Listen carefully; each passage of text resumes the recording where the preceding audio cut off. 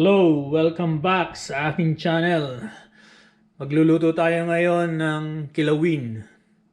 Ito yung recipe ng Pampanga na ang tawag ay kilayin, pero sa Tagalog ay kilawin. So meron tayo ditong tinadtad na baga ng baboy. May atay tayo, may puso, at saka yung ating pork belly. So, ang una natin gagawin ay lagyan natin ito, ibabad natin sa suka itong ating atay. And then, tapos manggigisa tayo.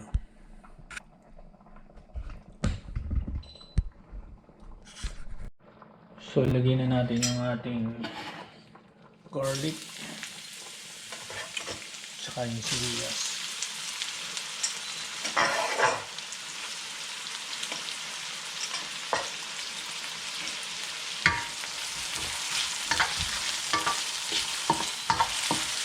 Ayan natin maging golden brown.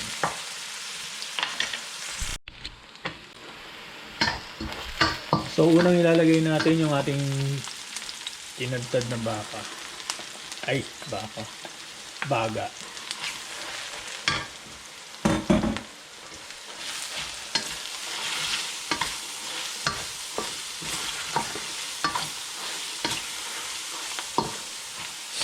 Malalaman nyo to kung luto na, dapat pumuputok-putok na siya.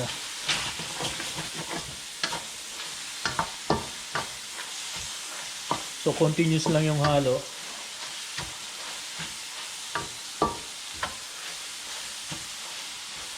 Tapos pag medyo pumuputok-putok na siya, doon na natin isama yung ating mga susunod na karne.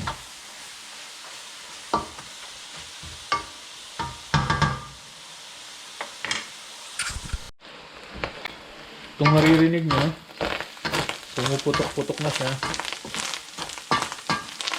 So, pwede na natin ilagay yung ating pork belly.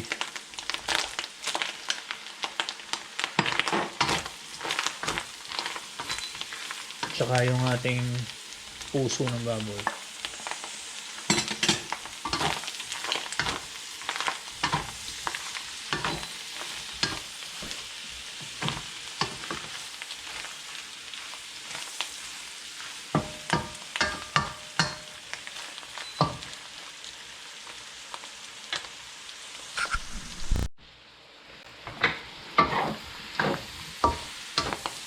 So, ang susunod,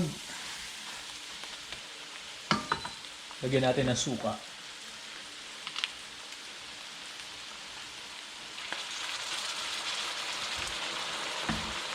At saka bell pepper.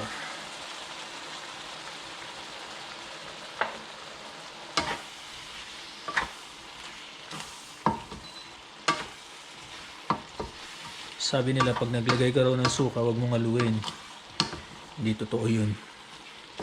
Hindi po totoo na sasariwa ang lasa ng suka.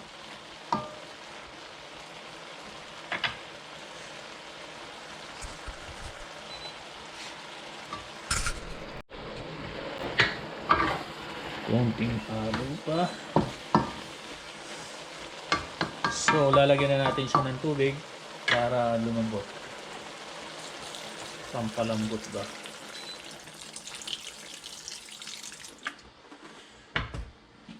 Natin takpan. Check natin.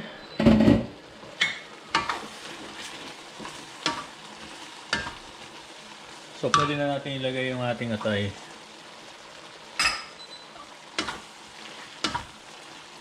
Yung atay tinanggal ko yung dinrain ko siya, tinanggal ko yung suka. Kasi naglagay na tayo ng suka kanina, baka sumobrang asin.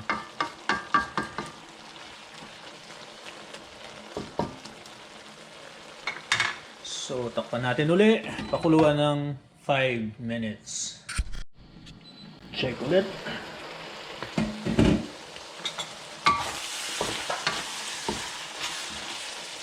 So, lagyan na natin ng patis. At pwede na to.